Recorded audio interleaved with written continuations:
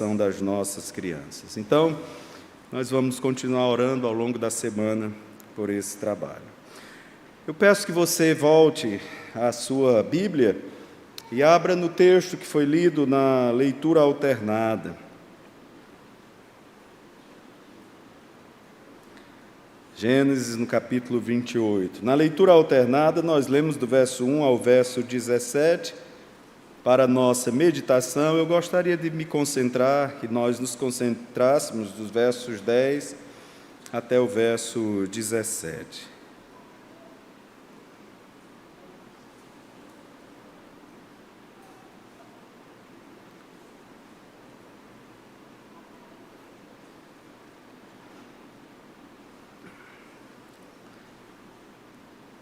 Eu vou ler de novo, do verso 10 ao verso 17, para então relembrarmos o que foi lido. Partiu Jacó de Berseba e seguiu para Harã. Tendo chegado a certo lugar, ali passou a noite, pois já era sol posto.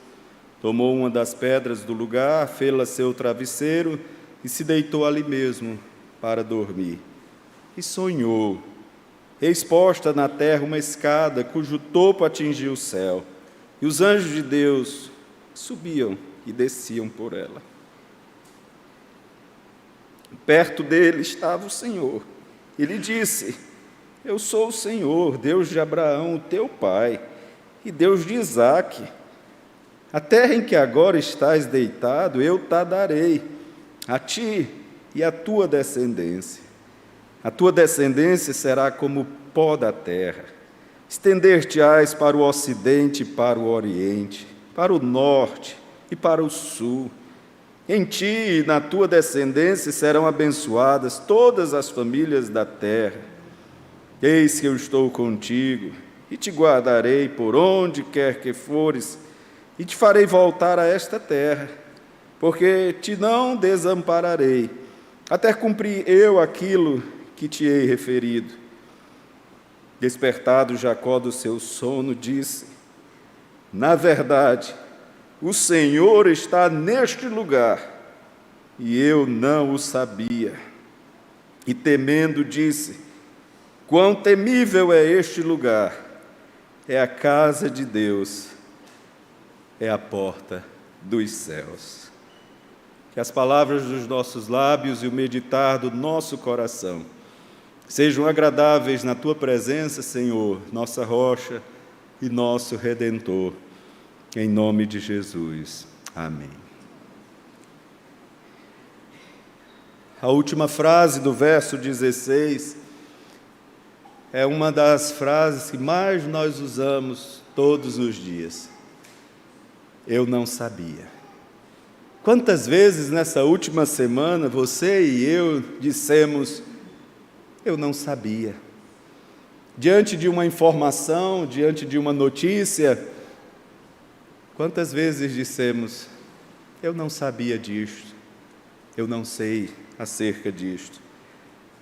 Essa frase está na boca de todos, desde ex-presidentes a presidentes, governadores, políticos. Eles é que gostam mesmo de usar essa frase: eu não sabia. Eu não sei de nada, principalmente para fugir de acusações, de desmandos. Nós usamos muito isto: eu não sabia. Os filhos, quando querem justificar os seus pais, os seus erros, muitas vezes eles dizem: papai, eu não sabia. Eu não sabia que eu não podia pegar isto, eu não sabia que eu não podia ir por aqui, eu não sabia que o Senhor não gostava desta minha atitude, deste meu comportamento. Os pais também, por vezes, usam essa expressão com seus filhos.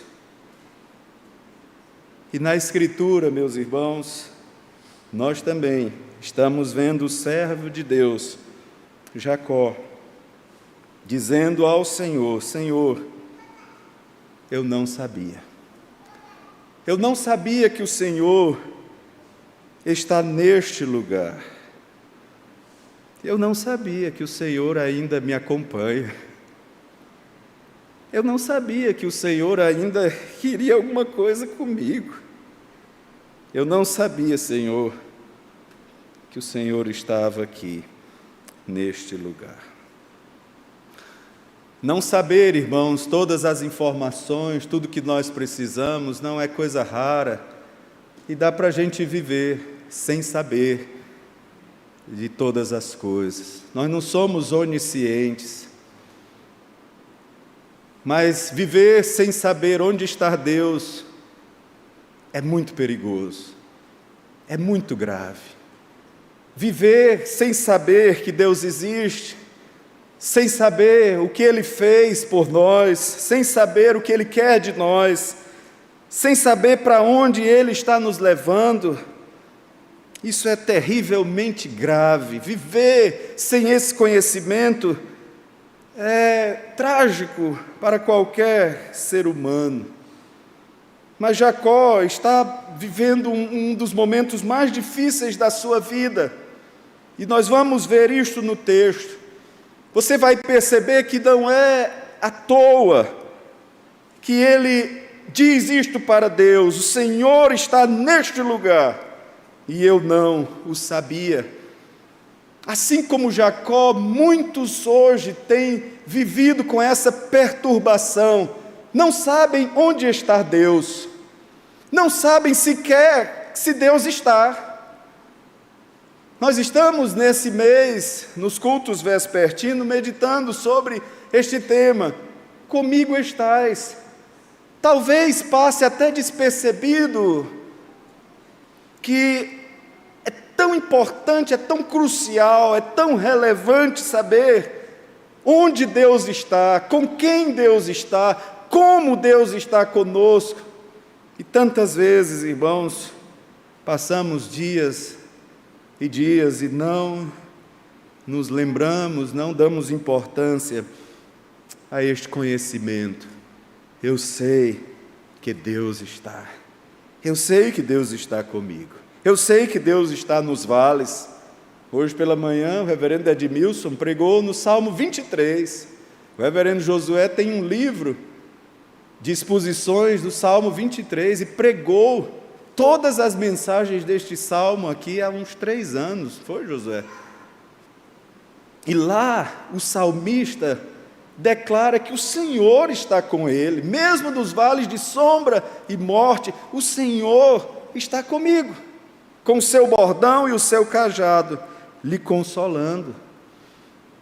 É um drama, meus irmãos, para muita gente, não saber se Deus está ou onde Deus está. E essa teologia nefasta, que hoje domina muitos centros religiosos evangélicos, insiste em dizer que Deus está na vida daqueles que prosperam, na vida daqueles que têm boa saúde, na vida daqueles que entregam tudo para Deus e podem determinar o que Deus vai fazer e o que Ele tem que fazer. Por outro lado, essa mesma teologia terrível, maligna, diz que se você passa por algum sofrimento, alguma tempestade, doenças, pecados, Deus não está, Deus te abandonou, Deus te deixou sozinho, Deus não te acompanhará, Deus não mais te amará. Como podemos saber, meus irmãos, se Deus está presente ou se Deus está ausente? Quais são os sinais que podem nos indicar claramente que Deus está conosco? Quais são as indicações que podemos ter para saber se Deus não nos abandonou? Será que Deus está presente quando tudo vai bem e está ausente quando tudo vai mal? O texto começa dizendo que Jacó partiu de Berseba e seguiu para Harã. Vamos ver um pouco sobre a situação de Jacó. O texto começa assim de uma maneira muito simples. Está falando sobre uma viagem. Ele tem de iniciar uma viagem que não é complicada, não é muito longa, não é difícil. Berseba estava ao sul de Canaã, e lá morava a família de Jacó. Pela leitura alternada, nós percebemos isto. Harã ficava na Mesopotâmia, era uma região de onde havia saído Abraão. Então, sob a orientação de Rebeca, Jacó está indo até aquela região. O que Rebeca quer é que o seu filho Jacó se case com uma das mulheres da casa do seu irmão, e não as mulheres de Canaã. Esta viagem parece que vai abrir para Jacó uma situação de maiores expectativas, uma situação mais promissora. Ele está indo para se casar, ele está indo para construir a sua própria família. Mas esta é apenas parte da história dessa viagem. Há um outro problema, e você vai perceber isto no capítulo 27, e também uma parte no capítulo 28. Jacó, irmãos, está empreendendo fuga. E que fuga dolorosa. Jacó está fugindo do seu irmão Esaú. O seu irmão prometeu matá-lo. A casa de Abraão estava em pé de guerra. É tão bom quando a gente visita a casa dos irmãos, né? É tão bom quando os irmãos nos visitam.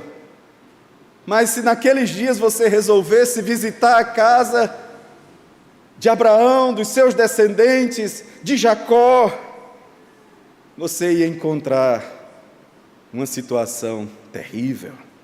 Nem sempre as casas dos líderes, dos chamados homens de Deus, estão experimentando dias de paz. Há dias de guerras também. Na casa de Jacó se instalou uma guerra entre ele e o seu irmão. Na casa daqueles dois irmãos não havia mais paz. Isaac e Rebeca perderam o controle de seus filhos. Rebeca participou daquele engano terrível e, de alguma forma, também era corresponsável por aquela situação. Então, meus irmãos, aquela viagem, por mais que geograficamente ela fosse uma viagem simples, por mais que ela trouxesse para Jacó grandes expectativas, e que maravilha quando um filho sai para casar, que maravilha quando um filho faz um bom casamento, uma filha encontra um esposo para amá-la, para protegê-la. Que coisa boa, Jacó está saindo em busca de uma esposa. Mas que terrível, Jacó está fugindo da morte, está fugindo de alguém que ameaçou assassiná-lo, e esse alguém é ninguém mais, ninguém menos do que o seu próprio irmão.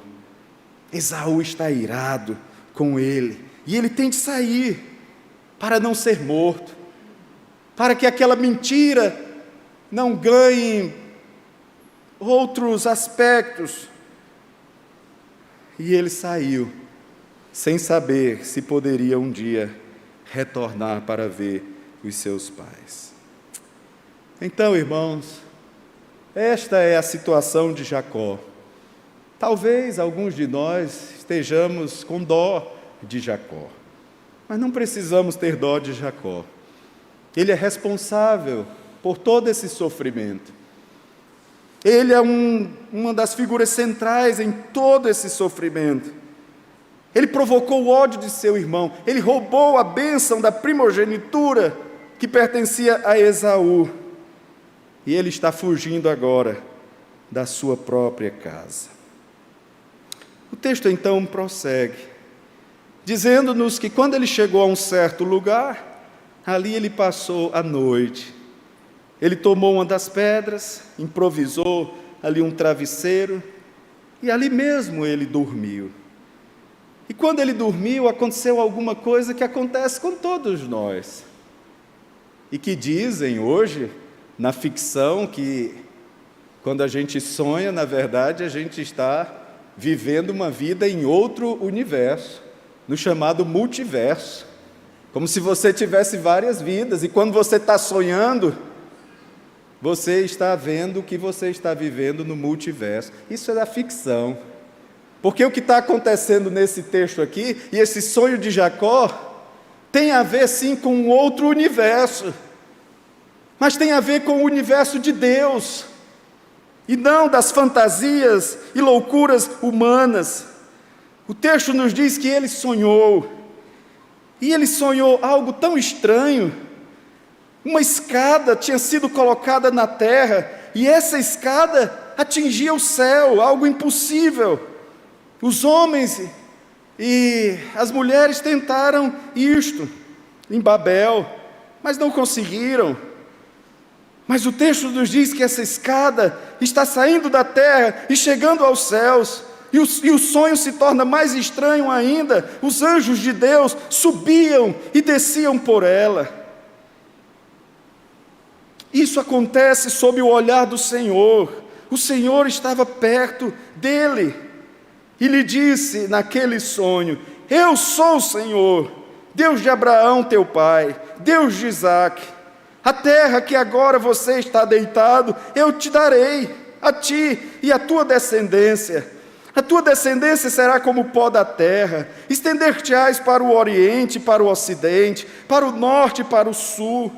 Em ti e na tua descendência serão abençoadas todas as famílias da terra. Eis que eu estou contigo e te guardarei, por onde quer que fores, e te farei voltar a esta terra, porque te não desampararei, até cumprir eu aquilo que te hei referido. Tem Deus nesse sonho? Claro que sim. Deus está neste sonho. O Senhor mesmo vem até Jacó. Deus mesmo está se manifestando a ele. Ele não tinha naquela hora a escritura. Lembre-se que eles não têm ainda o texto escrito.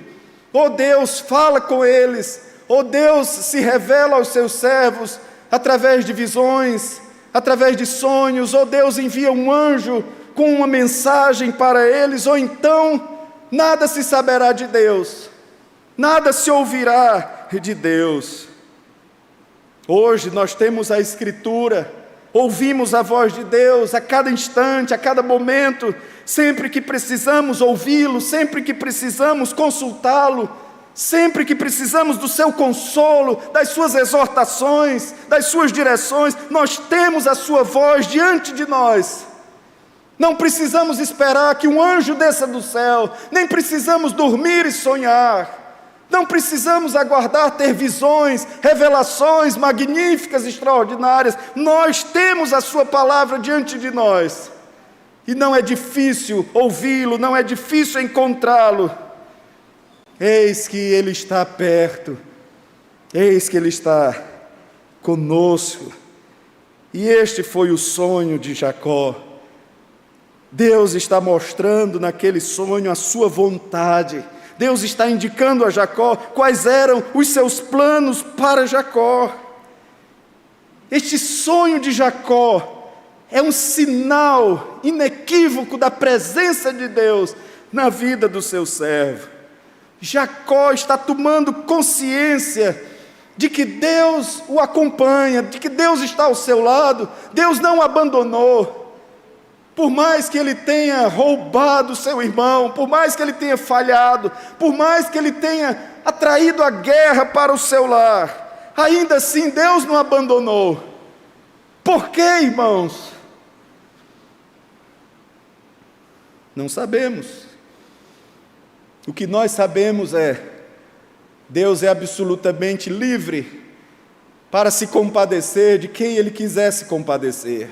Deus é absolutamente livre para amar a quem Ele quer amar. Deus é absolutamente livre para ser misericordioso com quem Ele quiser ser misericordioso. Mesmo com o maior de todos os pecadores, Deus é absolutamente livre para redimi-lo, para salvá-lo, para resgatá-lo. E é isso que ele está fazendo com Jacó.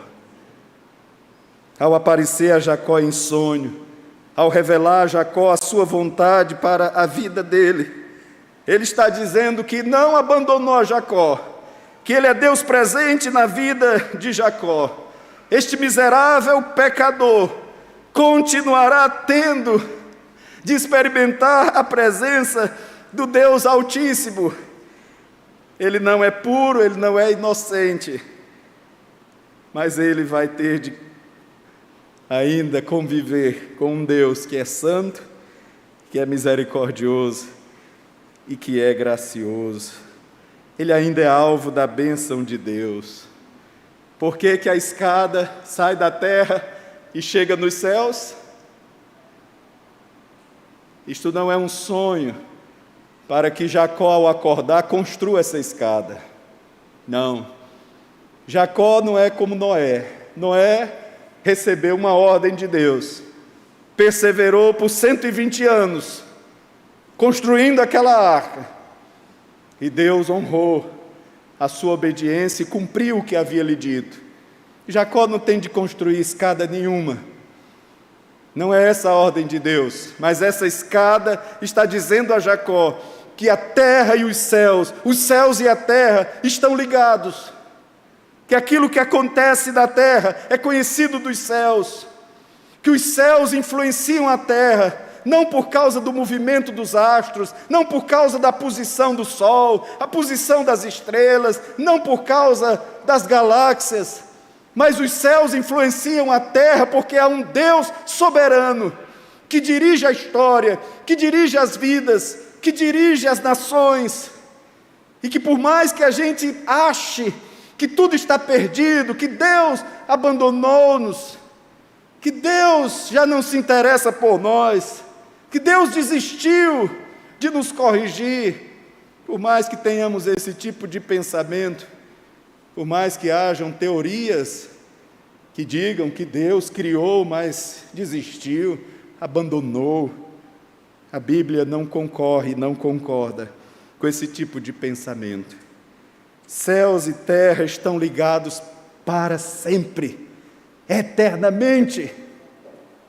Mesmo quando o Senhor mudar essa história e nos mostrar novos céus e nova terra, ainda assim já não haverá separação entre terra e céus. Terra e céus estão ligados, estão se comunicando. Deus continua se comunicando conosco. Deus continua sendo um Deus presente. Deus continua desejando as nossas orações. Ele quer as nossas orações. Por que que nós oramos todos os dias? Porque Deus quer as nossas orações antes de tudo. Porque as nossas orações exaltam e glorificam o seu nome. Ele já sabe tudo. Ele já determinou todas as coisas. Mas Ele quer as nossas orações, Ele quer a nossa comunicação, Ele quer a nossa devoção, Ele quer a nossa piedade, Ele quer o nosso louvor. E se você saiu de sua casa hoje e veio aqui para louvar ao Senhor, você o fez não por vontade própria, mas antes de tudo por causa da vontade de Deus. Se não fosse pela vontade de Deus, não estaríamos aqui. Jacó, irmãos, aos nossos olhos não merecia nenhuma palavra de promessa de Deus. Jacó não era digno das bênçãos de Deus. Mas isso agora pouco importa. O que importa é que Deus, na sua maravilhosa graça, está prometendo abençoar Jacó para sempre.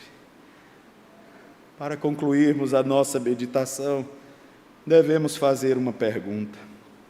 Será que Deus então cumpriu as suas promessas feitas a Jacó durante aquele sonho?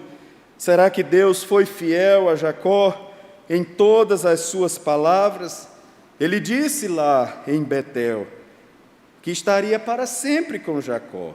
Ele disse que protegeria Jacó em todos os lugares onde ele fosse. Ele disse que não abandonaria nunca a Jacó. Então vamos examinar um pouquinho do que foi a vida de Jacó dali em diante. Vamos ver se Deus cumpriu o que ele prometeu.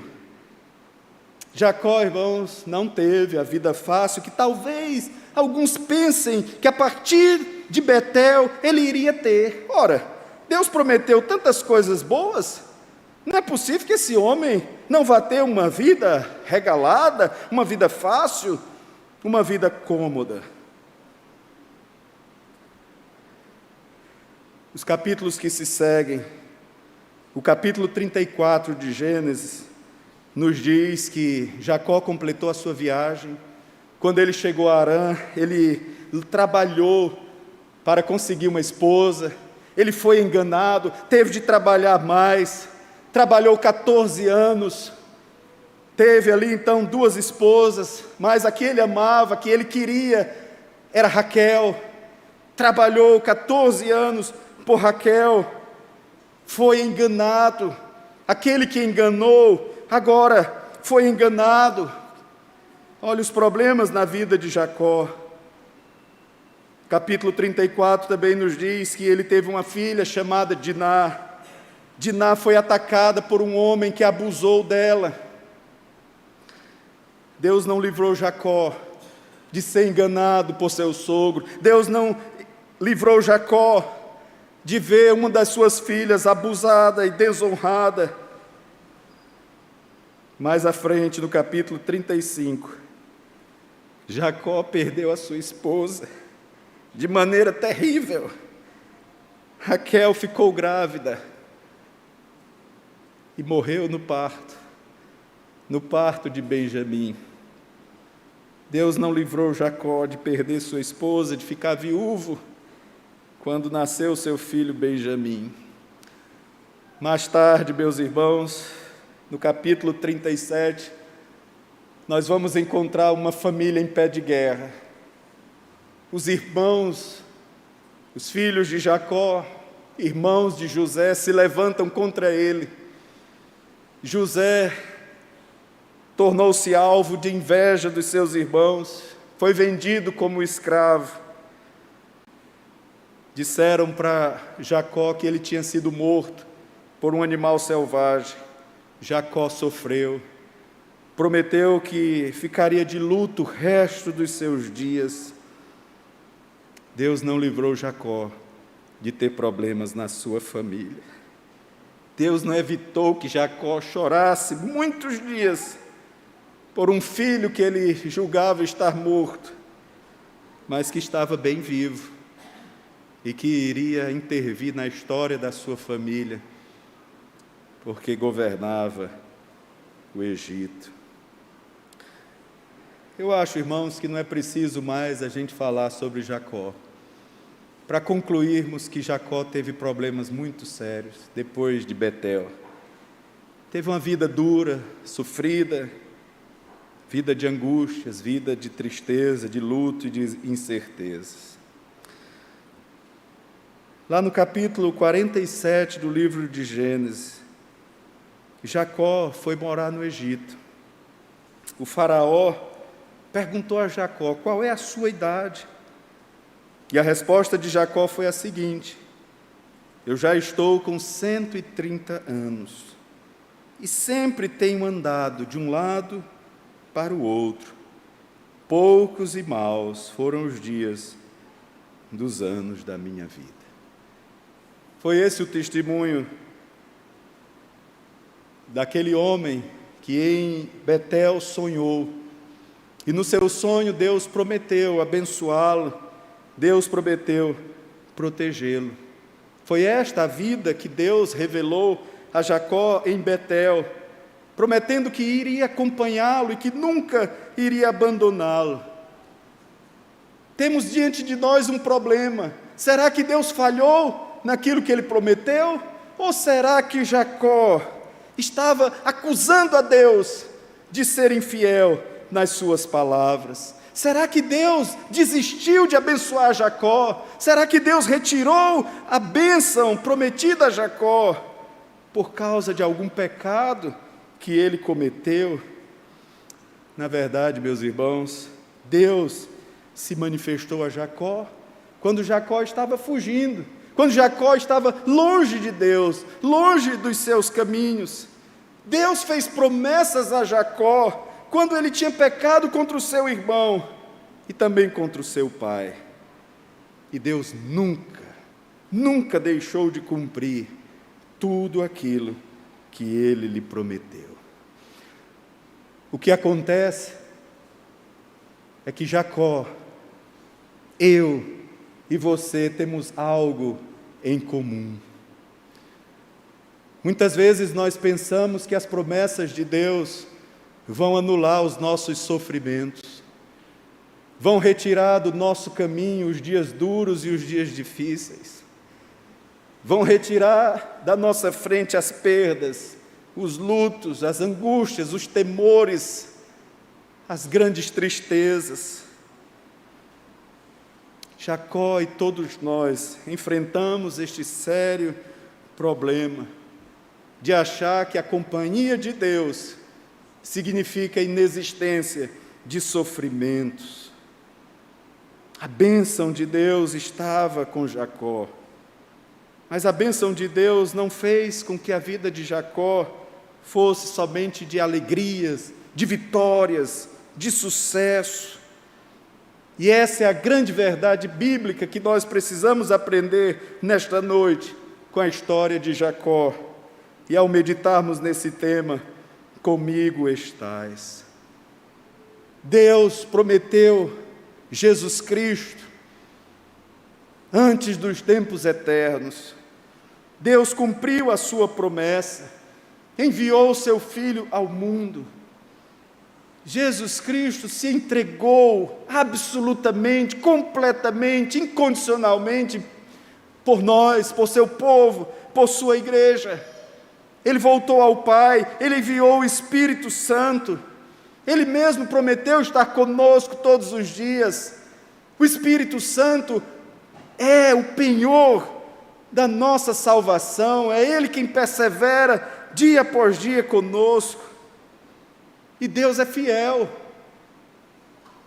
Ele tem permanecido todos os dias conosco, Ele não tem nos abandonado, mesmo quando tudo vai mal, mesmo quando falhamos, mesmo quando não atingimos os objetivos traçados, mesmo quando não vivemos uma vida ideal diante dEle, mesmo assim, Ele continua ao nosso lado, Ele continua nos sustentando, quer na campina verdejante, quer no vale de sombra e de morte, Ele não nos abandonará. Jacó, talvez, irmãos, não experimentou a vida fácil que ele, porventura, pensou que ia ter a partir dali. Mas ele experimentou a presença de Deus. Ele não sabia que aonde ele estava, Deus estava. Na verdade, há tantas situações de nossa vida que nos fazem pensar que Deus não está mais conosco, que Deus, porventura, está tão chateado, que Deus, porventura, está tão triste com as nossas vidas que Ele resolveu nos dar um tempo, como às vezes nós fazemos. Não, irmãos, Deus nunca vai nos dar um tempo. Deus quer que o nosso tempo seja dEle, para Ele, com Ele. Ele nos quer perto dEle, não importa como estamos, não importa se nós não sabemos tudo, não importa se nós não sabemos o porquê de tantas coisas nos atingirem, não importa não sabermos por que Deus retira de nós aquele que nós amamos, aqueles que nos faziam tão bem, por quê? Não sabemos, irmãos, tantas coisas. o que não podemos ser ignorantes é com o fato de que Deus está aqui. Deus está conosco. Não devemos cometer este mesmo engano de Jacó, que disse, de fato, na verdade, o Senhor está nesse lugar e eu não o sabia. Que diante de todos os momentos da nossa vida, mesmo nos piores momentos da vida, que afirmemos, Deus está comigo e eu sei disto. Eu sei que o meu Redentor vive, como disse Jó, no meio de tão profundo sofrimento. Eu sei que o meu Redentor vive e por fim se levantará. O apóstolo Paulo afirmou, eu sei em quem tenho crido, eu estou bem certo que Ele é poderoso para guardar o meu depósito, o meu tesouro, até o dia final. Jacó não sabia disso, não conseguia sentir que Deus estava naquele lugar. Também muitas vezes não conseguimos sentir. Talvez você veio a este culto e até agora você esteja aí no seu coração, eu não estou sentindo a presença de Deus. Talvez outro diga, sim, eu sinto a presença de Deus. Isto é tão subjetivo. Deus não quer que simplesmente o sintamos.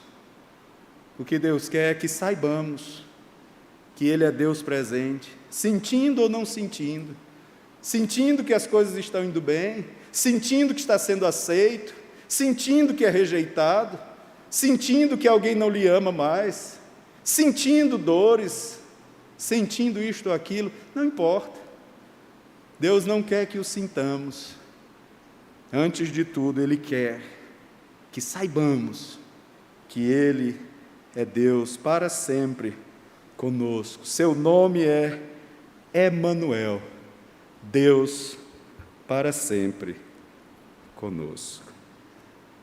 Pai, nós te bendizemos pela Tua palavra lida, uma palavra tão antiga, um homem tão antigo, um Deus tão antigo, mas que se torna novo todos os dias em nosso viver. Tu és o Deus de Abraão, de Isaque e de Jacó, mas Tu és também o nosso Deus. Nós confiamos que Tu, ó Pai, assim como Tu foste com Jacó, assim como Tu não o abandonaste, Tu também jamais nos abandonarás. Dá-nos, ó Deus, todos os dias entendermos a Tua verdade, vivermos a Tua verdade, ouvirmos a doce voz de Jesus quando disse, eu sou o caminho, a verdade e a vida. Ninguém vem ao Pai, senão por mim. Agradecemos, Senhor, por Tua presença aqui neste lugar. Agradecemos pelo privilégio de podermos cantar louvores ao Senhor. Agradecemos pela dádiva da Tua palavra, pela dádiva das orações, pela dádiva da comunhão com os nossos irmãos. Agradecemos, ó Deus, por este dia que o Senhor nos deu. E rogamos a Tua bênção sobre a continuidade deste dia, que ao sairmos daqui a Tua bênção nos acompanhe, que o Senhor Deus seja gracioso para conosco e nos abençoe e faça resplandecer sobre nós o Seu rosto. Dá-nos, ó Pai, ao longo da semana, Te buscarmos na Tua palavra.